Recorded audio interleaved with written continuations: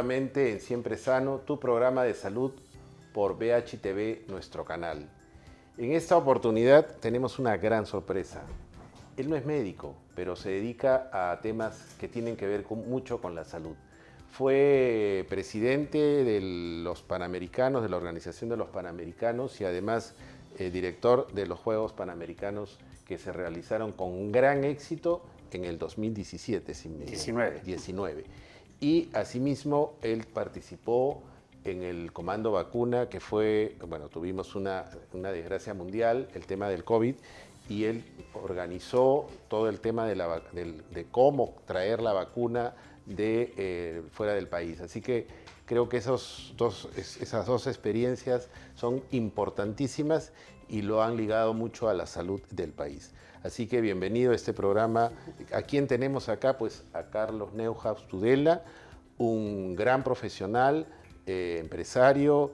Él además es magíster en Administración de Empresas y Negocios Internacionales y tiene una larga lista un CV muy grande, pero sobre todo es reconocido por su participación y organización en los Juegos Panamericanos del 2019 y en el Comando Vacuna. Bienvenido, Carlos. Gracias Walter, gracias por invitarme. Me había olvidado de decirte, también soy vicepresidente del Instituto de Investigación Nutricional, que queda en La Molina. Bueno, eso lo conversaremos porque el tema de la nutrición tiene que ver. Miembro de la Fundación del Cáncer y ayudo también vicepresidente en Vidahuasi, que es esta ciudad hospitalaria en el Urubamba. En el Urubamba, así es. Así es que en fin. Veo que estás ligado con la salud, así que nos vas a desglosar poco a poco todo. Pero no soy médico. No, pero yo creo que con todo esto que estás haciendo, creo que conoces y estás muy ligado a nuestra especialidad, a nuestra carrera.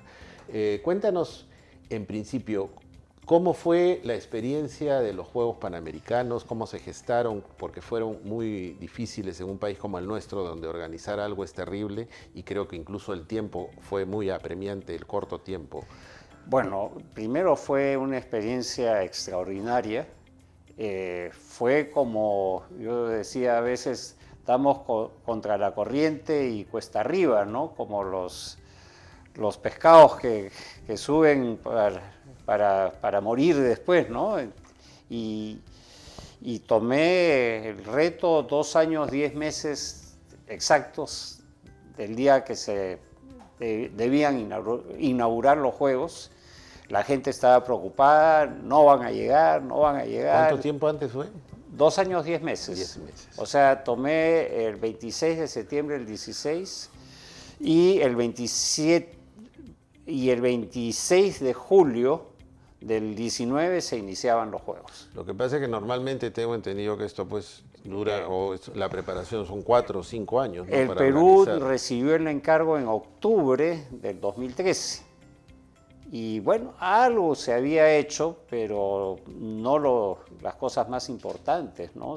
Un centro acuático, por ejemplo, o la vía panamericana, o un estadio atlético con las características internacionales que se necesitaban, ¿no?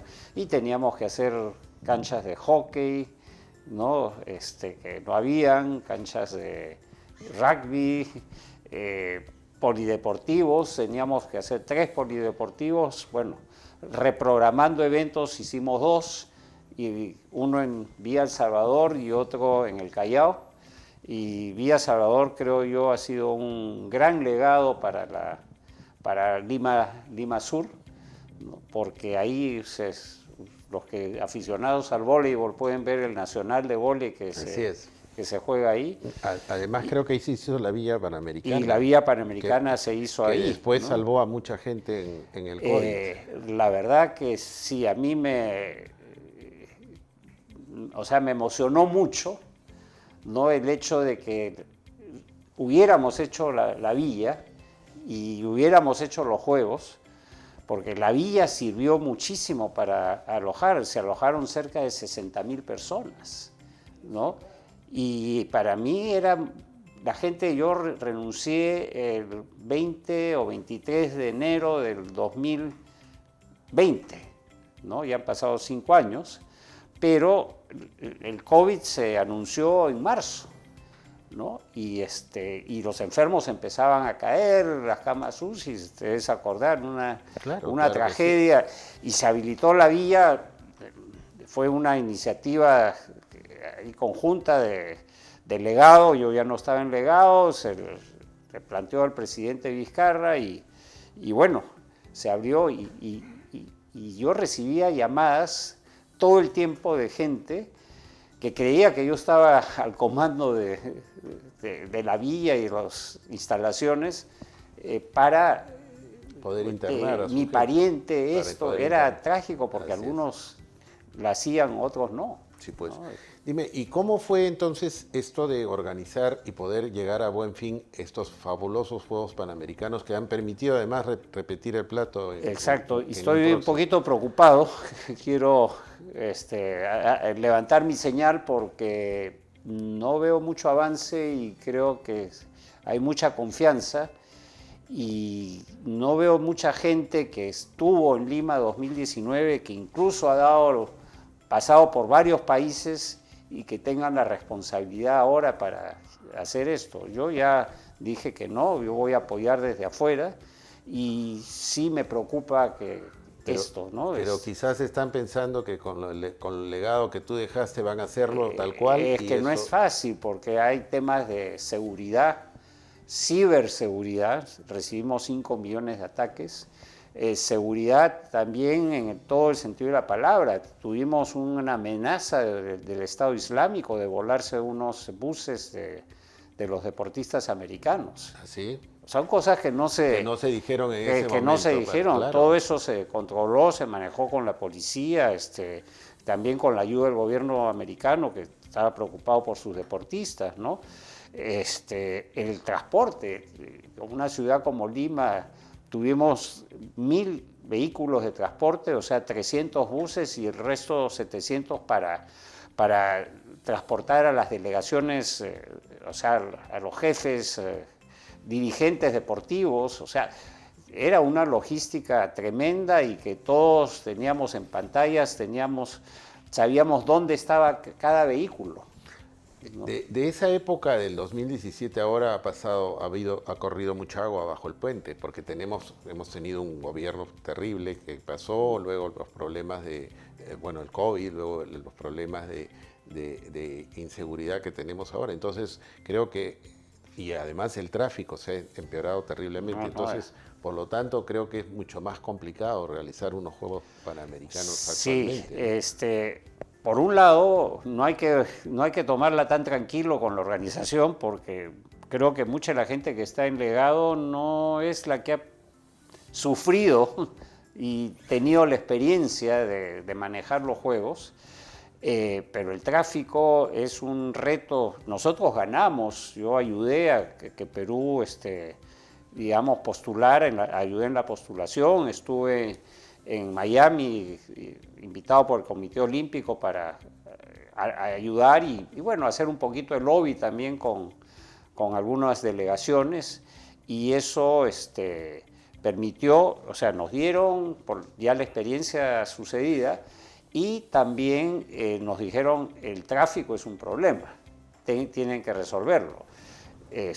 Felizmente en ese viaje estuvo el alcalde de Lima, Rafael López Aliaga, entendió y creo que está ahora con estos puentes que son aéreos que van a desatorar algunas esquinas, o sea, espero que se llegue a tiempo. Y también están con el tema de la vía expresa sur, me parece. La vía expresa sur, y el gran problema también es la salida del aeropuerto. Exactamente. O sea, tenemos un aeropuerto de nivel mundial, pero ni bien uno sale del aeropuerto y bienvenidos a Perú, ¿no? Quiero hacerte una pregunta, porque en el tema de salud hay muchos de estos convenios de gobierno a gobierno para hacer hospitales, para hacer instituciones de salud, pero ustedes hicieron un excelente convenio con Gran Bretaña para poder realizar. ¿Cómo fue esto? ¿Cómo fue la gestión? A ver, dentro de las cosas que le pedí al presidente Kuczynski en su momento,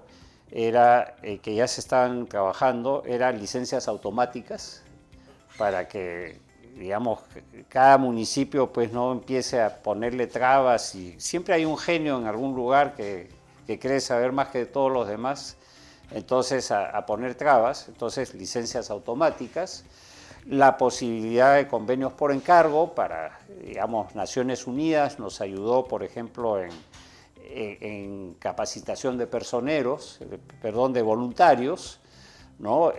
También para traer algunos equipamientos, y el convenio de gobierno a gobierno con el Reino Unido, que compitió contra Canadá. Y estos dos países son entre los 10 mejores países anticorrupción. Y yo decía que habían organizado juegos. Entonces decía, bueno, algo se podrá, ¿no? Porque si hay dos países de este primer nivel que están interesados en ayudar, pues por algo será. Bueno, y ellos nos ayudaron a salir de la ley de contrataciones del Estado, que es un desastre. Así es. Carlos, y usamos las plataformas de contratación y experiencia que ellos tuvieron, ¿no? El tiempo es tirano. Vamos a hacer un pequeño corte y seguimos con en la siguiente parte. Vamos a seguir hablando de esto y el tema del legado del comando vacuna. Unos segundos y regresamos con nuestro gran invitado, Carlos Neuhaus.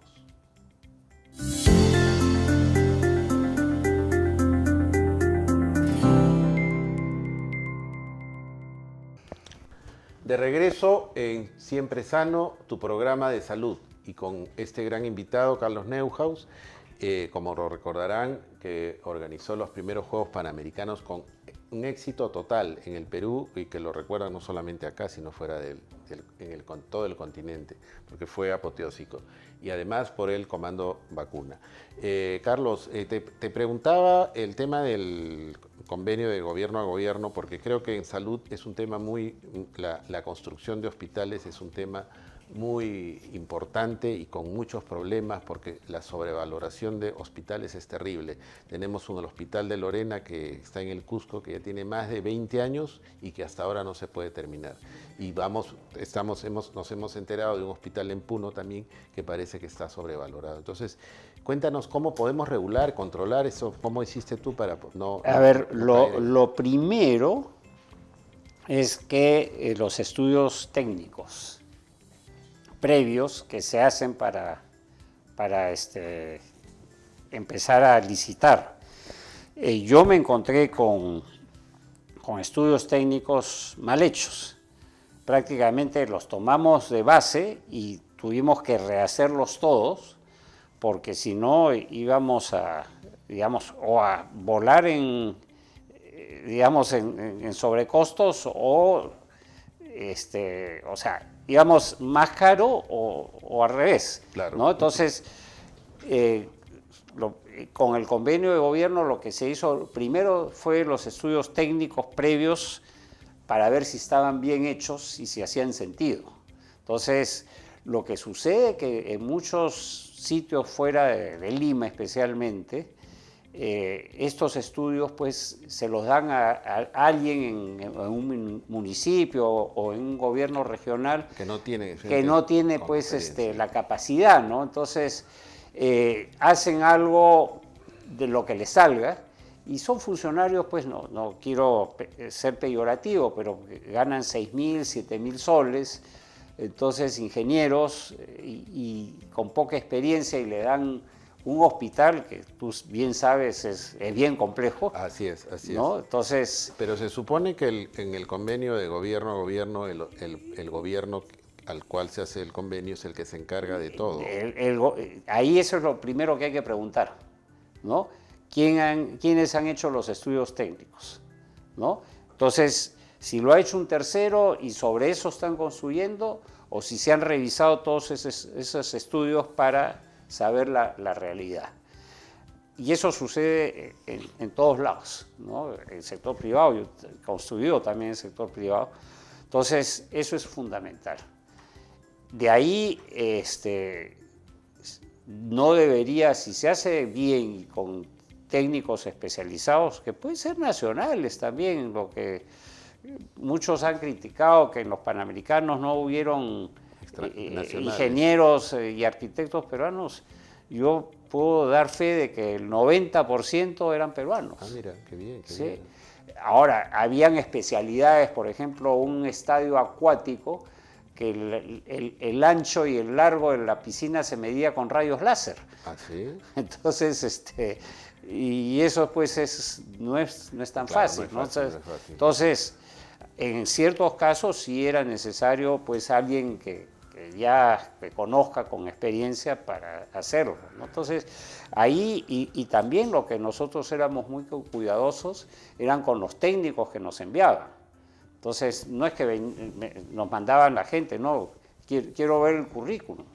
Quiero ver si el de transporte, por ejemplo, que nos están enviando, tiene la experiencia necesaria, o si la persona para las ceremonias tiene la experiencia necesaria. Y nos trajimos por un costo bastante razonable a una señora, por ejemplo, que había organizado los Super Bowls, el gran evento del fútbol americano, ¿no? Entonces, de ese nivel de personas teníamos, y la verdad que eso nos permitió también recortar gastos, ¿no?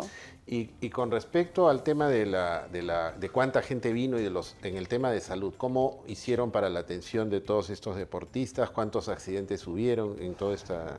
Mira, hubo un cuerpo médico de Pan Am Sports, que es el Comité Olímpico Panamericano, ¿no? Que vienen médicos, hay un equipo que viene y te dice, bueno, vamos a necesitar hospitales temporales de tales y cuales especialidades, fundamentalmente para accidentes, ¿no?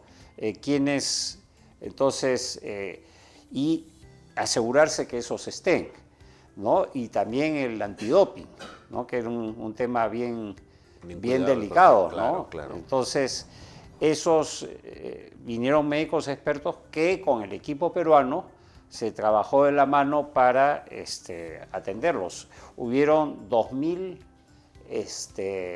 pruebas antidopaje, ¿no? El Perú felizmente, bueno, tuvo un caso conocido de un nadador que ya venía de un antidoping de las anteriores Panamericanos y reincidió. A mí me pareció imposible que alguien 2 veces, pues, ¿no? Ya claro. No tenía perdón de Dios. Pero hubieron, sí, algunos, y Perú pudo ganar una medalla de bronce, me acuerdo. Y lo otro, tuvimos como 7.000 atenciones de golpes, de todo tipo, que hasta digamos, se sienten mal, comen algo, en fin, no solamente los deportistas, sino los dirigentes que venían.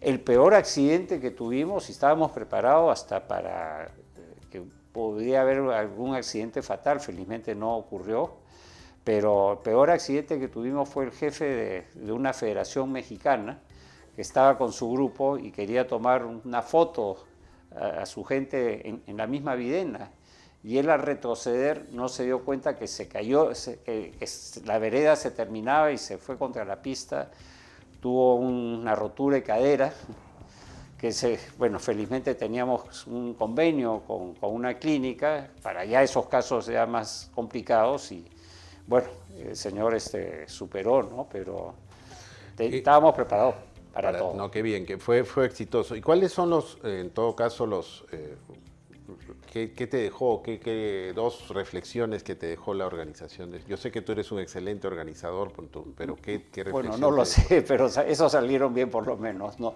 Primero, cuando uno organiza, tiene que reconocer que no puede ser un campeón en todo, ¿no? Porque esto es un evento muy complejo y lo más importante es tener un buen equipo serio y súper profesional y súper honesto, sin duda. No es que acá a mi compadrito le doy chamba, nada, eso no acepté ningún recomendado, eso sí, e incluso lo que primero hicimos es una revisión de la gente que teníamos, y bueno, encontré gente con violencia familiar, que no pagaba la pensión a la familia, choque y fuga, hallazgos de Contraloría, cheques sin fondos, luna de miel en París, en Navidad entraban canastas y bueno, a fin de año salieron los dueños de las canastas, ¿no? O sea, primero, y yo no acepté, y todos tenían que pasar por su examen, ¿no? Y yo creo que eso fue, si venía un congresista, qué sé yo, bueno, que pase su examen. Y esto para todos. Bueno, yo creo que el Perú está agradecido contigo y con tu grupo por estos Panamericanos. Pero esto además sirvió para algo que vino lamentable para todo el mundo y para el Perú en particular por los resultados que tuvo en cantidad de muertes, pero sirvió justamente para recibir a mucha gente que tuvo después el COVID. ¿Y cómo se gestó, cómo lograste participar, cómo te involucraste con el tema y con el tema del Comando Vacuna? ¿Y qué fue el Comando Vacuna? A ver, yo salí enero 23, digamos, y renuncié y asumió Alberto Valenzuela. Alberto Valenzuela es un gestor médico, ¿no? Así es, lo conozco. ¿No? Que no es médico, pero entiende bastante, pero eso sobre todo es gestiona, ¿no? Entonces, cuando vino el Comando Vacuna, el tema del COVID, a mí Raúl Delgado Sayán me llamó y me dijo, Carlos, ayúdame, vamos a hacer algo, ¿no? Y llamó a Antonio Prato, que tenía experiencia en laboratorios, y al doctor Luis Suárez, que tenía experiencia en vacunación. Luis Suárez Oño, que luego fue viceministro, ¿no? De Salud. Y él renunció cuando lo hicieron viceministro y fue reemplazado por Jaime Reuche, ¿no? Que fue uno de mis brazos derechos importantes dentro de los Panamericanos. Entonces, Raúl empezó a escribir acerca de que se hablaba mucho, pero que Perú no había hecho ninguna gestión para traer las vacunas, ¿no? Nos habían tocado la puerta varias al gobierno peruano y no se cerraba nada. Y hay una revista médica que es The Lancet, ¿no? Que informaba pues la relación de todos los proyectos de investigación que se estaban haciendo respecto a cómo combatir el COVID. Y ahí, bueno, fase 1 hasta la fase 5 o 6, digamos, ¿no? Y qué países habían tomado contactos para digamos, comprar vacunas, ¿no? Y no figuraba el Perú, ¿no? Y el Perú nada, ya Chile se nos había adelantado, entonces sabíamos que las primeras vacunas no iban a ser lo más eficiente, pero era lo que se tenía. Y bueno, no avanzaba y bueno, vino el cambio de gobierno, vino Francisco Sagasti, a quien yo conocía y medio en broma, medio en serio, le decía desde que tenía pelo negro, ¿no? Entonces, y él tomó dos decisiones que eran lógicas, ¿no? Una, la parte médica es qué vacunas, ¿no? Él tenía que opinar, pero la parte de negociación del contrato tenía que ser hecha básicamente por el Ministerio de Economía y Relaciones Exteriores, que tenían la experiencia de negociar, ¿no? Y ahí lo que sucedió también es que Pfizer, por ejemplo, exigía, por ejemplo, hipoteca de la embajada peruana en Washington, ¿no? Que se compró hace un montón de años. Carlos, esto lo vamos a explicar en un siguiente, porque ya me están pidiendo corte, y lo vamos a hablar en un siguiente bloque, y creo que es fundamental, importantísimo, porque es parte de cómo hemos sufrido este tema de las vacunas, y creo que tú has sido parte importante de la solución. Así que bueno, un corte y regresamos con Siempre Sano.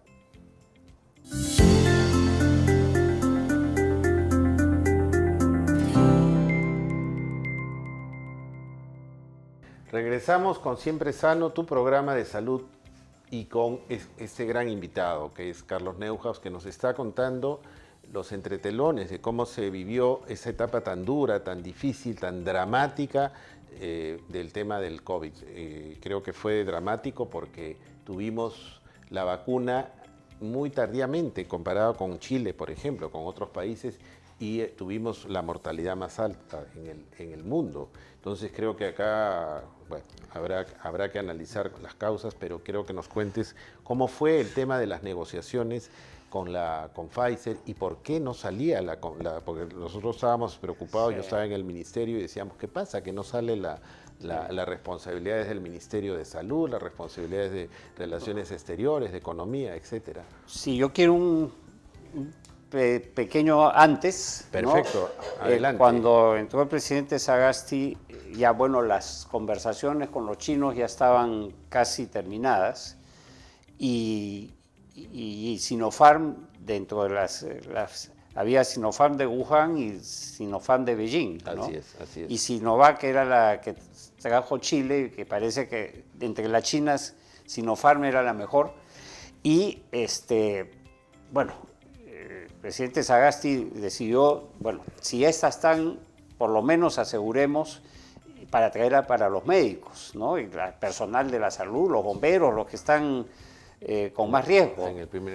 ¿no? Entonces, ahí entró a tallar hombro a hombro, que es una entidad una institución donde las empresas privadas colaboran en temas de desastres, ¿no? Para ayudar al Perú, ¿no? Entonces, vimos que ya, y cómo traían, y vimos que en Cenares, por ejemplo, le daban vueltas a las cosas, no decidían, y que ya habían conversado con DHL. Entonces nosotros dijimos, bueno, tomemos esto y financiemos esa primera traída de las vacunas. De la Pfizer. No, esas fueron las Sinopharm, antes de la Pfizer. Ya. ¿No? La Pfizer todavía no tenía su aprobación. Pero ya estaban hacía tiempo en el ministerio dando vueltas. Estaban dando, ahí vamos después, ¿no? Y entonces se consiguió levantar $700,000 para traer un avión con el primer, 2 vuelos fueron 700,000 y 300,000, ¿no? El primer millón de vacunas. Y eso fue muy emocionante porque había me decían por el lado de Cancillería que la Cancillería china estaba, que no decidía, y por el lado de, digamos, de la parte de DHL decían, no, los del Ministerio de Industria de China dicen que se lleven las vacunas. Entonces, yo le dije al presidente, hay que traerlas, y medio en broma y medio en serio me dice, tú eres el responsable, ¿no? Yo no tenía ningún cargo oficial ni nada, ¿no? Yo le dije sí, y bueno, se cerró la operación con DHL metió las vacunas y nos fuimos al Centro de Comando y Control que está en el Ministerio de Defensa y vimos pues cómo metían las vacunas, nos mandaban fotos cómo metían las vacunas al avión y luego la lucecita del avión que carreteaba por las pistas y despegaba. Y ya cuando cruzó la frontera de China hacia Rusia, dijimos ya los chinos ya no pueden hacer nada si se arrepienten. Claro. Y fue muy emocionante esa llegada. Claro, pues fueron las primeras vacunas que llegaron al Perú. Llegó de frente y ahí nos encontramos con un tema que ahora lo digo. Cenares pertenece, no es del Ministerio de Salud, no es propiedad del Ministerio de Salud, hasta los ministros creían que Cenares se alquilaba a un pariente de Aníbal Torres y los costos que tenían en Cenares eran 3 o 4 veces más grandes que si se hubiera ido esas vacunas a un almacén de frío de cualquiera de las empresas privadas. ¿No? Bueno, antes había aparecido, durante la época de Vizcarra, los de Pfizer nos dijeron, porque vieron que se formó este comando vacuna, que en realidad fue gracioso, porque nos invitaron a un programa de televisión como ¿no? Y al día siguiente, en Perú 21, nace el comando de vacuna, ¿no? Los 4 estábamos ahí en una foto, y Y bueno, esa fue nuestra partida de nacimiento, porque nos decían, oye, ¿dónde está registrado Comando Vacuna? No, no. Primera página de Perú 21, esa es nacimiento, la partida ¿no? de nacimiento. Bueno, y nos enteramos pues que Pfizer, y que no se le hacía caso también, bueno, empollaron la carta como 15 días. O sea, tenían la carta en el Ministerio de Salud y no le daban bola. Así es, ¿no? No sé exactamente, pero eso era que los de Pfizer se quejaban de que hacía tiempo y que no les respondían. ¿Había algún interés, crees tú? Vaya uno a saber, bueno, ¿no? Y ahora, Pfizer sí empezaba a exigir cosas como la hipoteca sobre la embajada peruana, una prenda sobre algún buque de guerra y garantías reales de Perú. Entonces, el Perú era un país que es todavía un país que sale al mercado internacional de financiación de bonos y levantaba plata en el mercado internacional en soles, ¿no? Emitía bonos en soles y se los compraban. El sol es una moneda muy estable, ¿no? Entonces, conversando con el presidente, aquí está mal, ¿no? Entonces, oye, pasa la negociación digamos, la negociación de la vacuna, o sea, con los abogados, al Ministerio de Relaciones Exteriores y al Ministerio de Economía, que saben de negociaciones internacionales, se resolvieron los problemas y empezó a venir la Pfizer. ¿Y por qué razón Pfizer pone esas duras garantías para el Perú, siendo un país con Claro, con es que historia? Pfizer es una empresa, un laboratorio que de finanzas internacionales no sabe nada, pues, o sea, no emite bonos. Porque además estamos hablando de un tema de salud importantísimo, ¿no? Y que era necesario.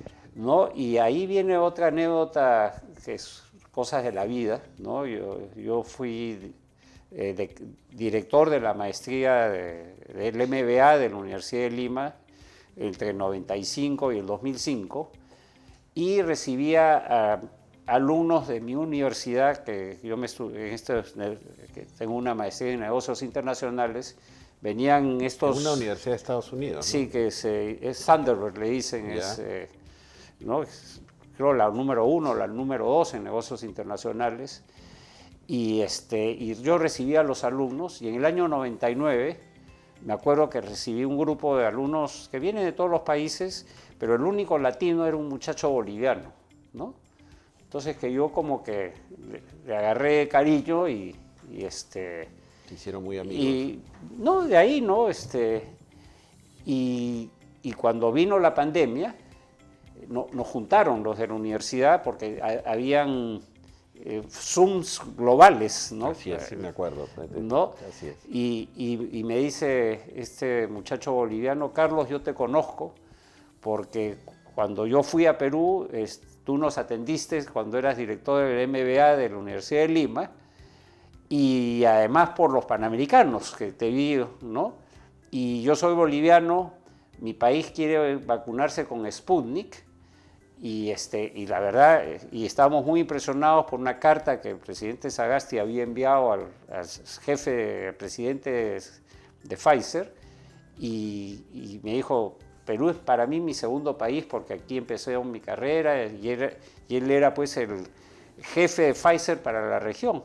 Y me dijo, cada país que no firme con nosotros, esas van para Perú. Van para Perú. Y 2 días después me llama y me dice, Carlos, tengo un lote de 500.000 vacunas.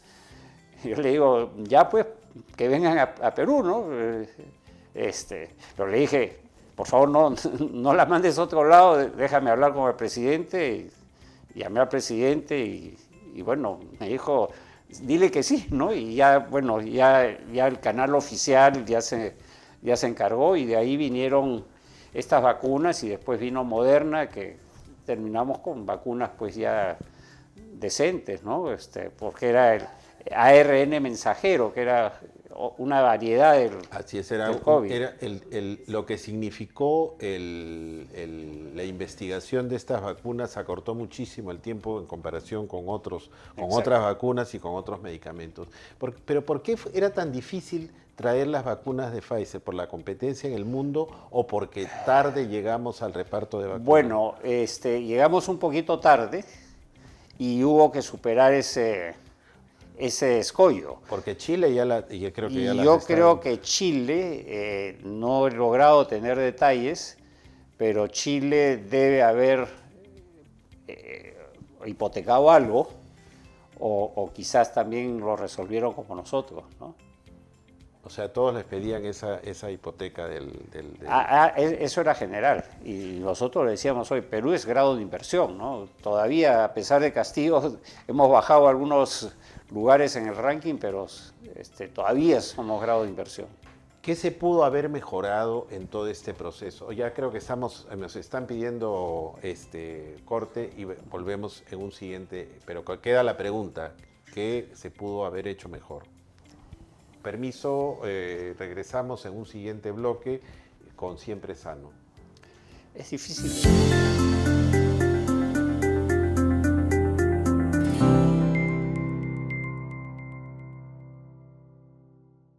Nuevamente en Siempre Sano con nuestro gran amigo y con nuestro experto en vacunas ya, Carlos Neuhaus, y estábamos preguntando qué hubiera podido hacerse mejor.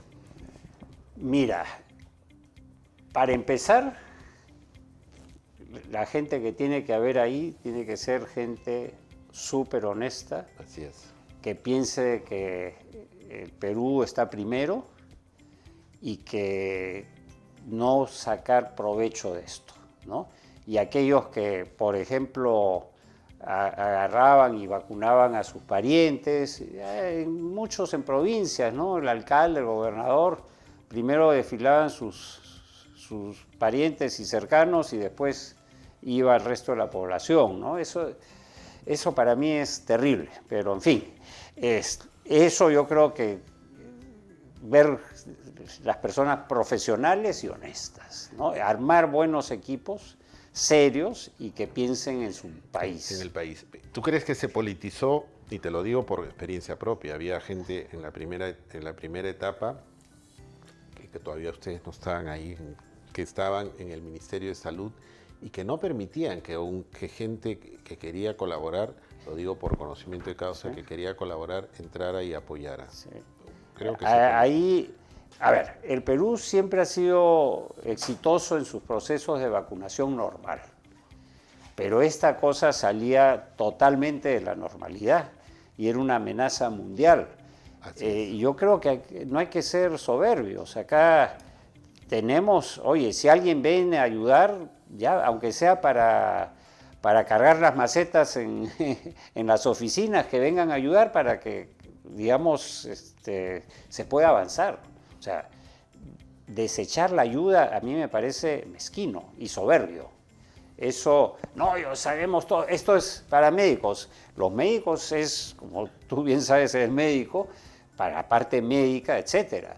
Pero los temas logísticos, operativos, etcétera, una anécdota. No me acuerdo que se organizó, no, esto lo hacemos con el ejército, la policía, es lo que se hacía siempre. El día que llegaron las vacunas, pues en la noche, el día siguiente se estaban disparando a todo el Perú. Pero tú me hablas de vacuna, pero también tenemos el tema del oxígeno. También sí. El tema del oxígeno. Termino esto.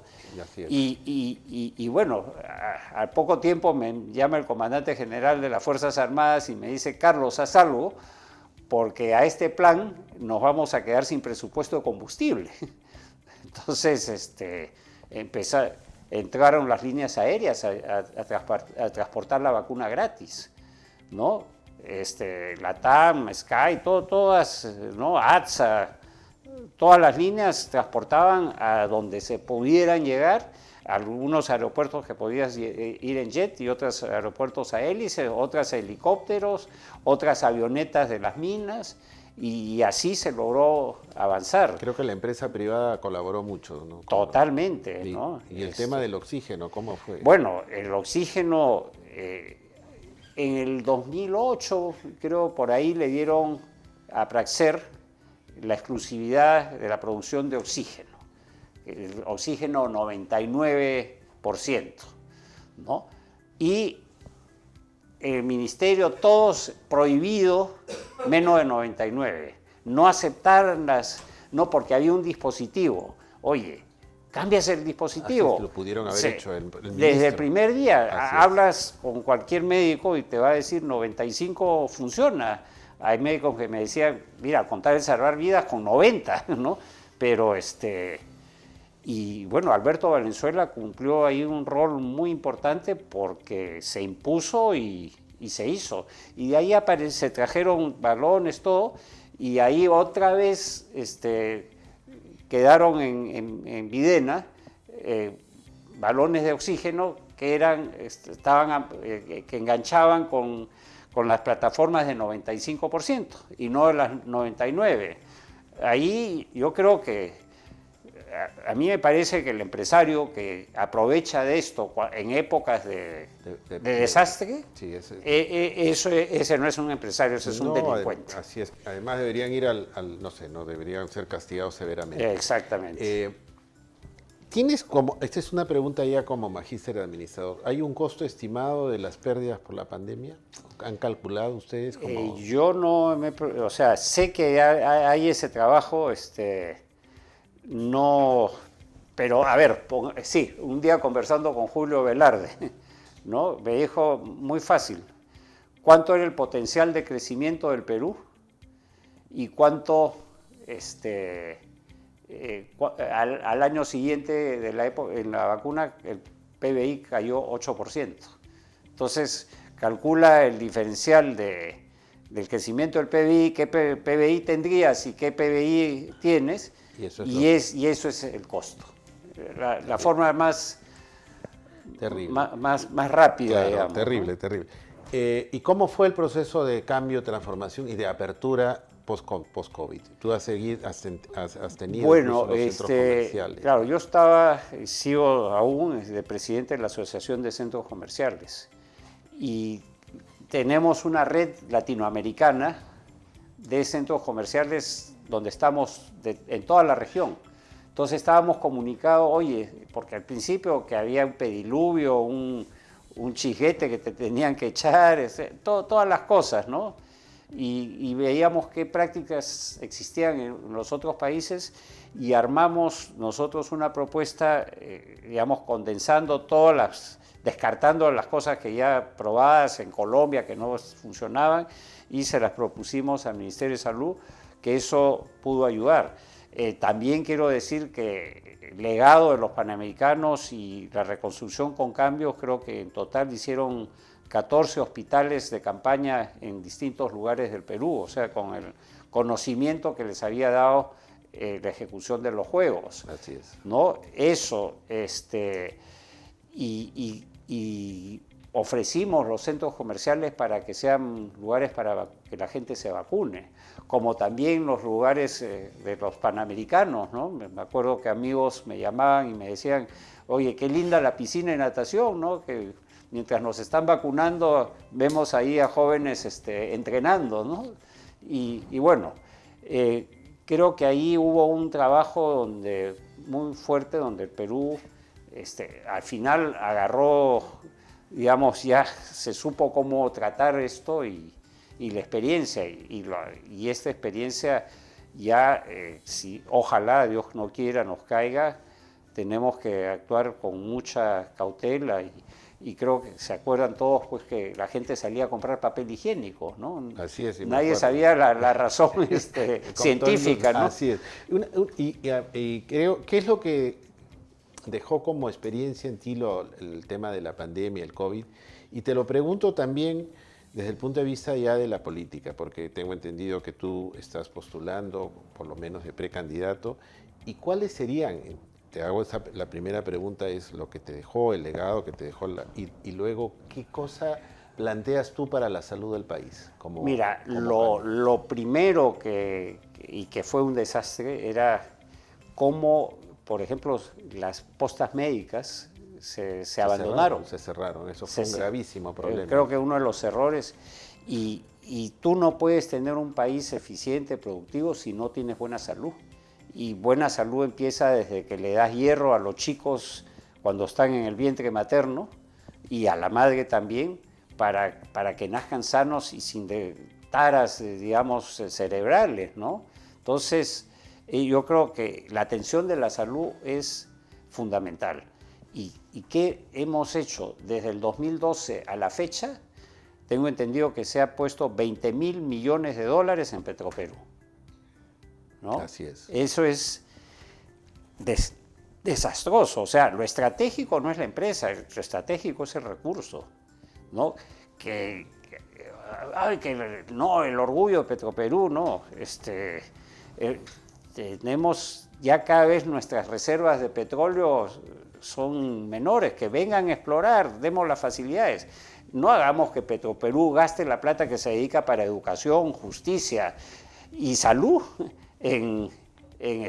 y combate contra el crimen en cosas, en prioridades. Tenemos que ordenar nuestras prioridades. 2 o 3 prioridades en salud para ti, si logras ser candidato y logras llegar a la presidencia. Yo creo que primero hay que empezar a asegurarnos que los chicos nazcan bien, ¿no? Que los chicos nazcan con su fierro y sean bien alimentados desde niños, ¿no? Esos chicos se les va a abrir el mundo cuando vayan creciendo. Entonces, yo creo que eso es muy importante. La salud preventiva y el deporte. O sea, está estudiado por la Organización Mundial de la Salud que por cada $1 que se invierte en deporte, hay un ahorro de $3 en tratamiento de salud. Claro, porque ¿no? previene la salud. O sea, lo que hay que hacer es prevenir que la gente llegue a los extremos, ¿no? De repente, oye, a fulano le dio cáncer a la próstata, pero el señor pues no está informado que si tiene ciertos signos, digamos, a ciertas alertas, tiene que ir al médico. O sea, también preparar a la gente, al ciudadano, para que esté informado de cuáles son las cosas básicas y bueno, equipar las postas de salud y que esos sean los primeros lugares de atención y desconcentrar los hospitales, ¿no? Así es. Todo el mundo dice el gran hospital, pero si tenemos postas que eviten que la gente conglomere los hospitales, vamos a ser más eficientes. Yo no sé, tú eres médico y debes saber más que yo. No. Bueno, si tú llegas a la presidencia, de hecho tienes propuestas y sobre todo la experiencia de haber gestionado situaciones y procesos difíciles, ¿no? La de la pandemia me imagino que fue lo peor en como enfrentarse y sacarlo adelante. Es de ver tan cerca la muerte. Así es. Yo creo que esa experiencia creo que es invalorable y creo que lo de los Panamericanos fue algo muy exitoso. Así que yo creo que tienes todo el expertise como para poder llegar a la presidencia y poder hacer algo por el Perú que lo necesita. Necesitamos gente honesta, gente con liderazgo y gente que gestione bien las cosas. Así que te agradezco muchísimo, Carlos, que hayas estado esta noche con nosotros y esperemos que el país logre ver en ti ese candidato que necesitamos. Gracias, Walter. Demasiado generoso. No, por favor, gracias a ti. Y terminamos este capítulo de Siempre Sano y estaremos en un próximo capítulo, en una próxima presentación con otro gran invitado. Hasta la próxima.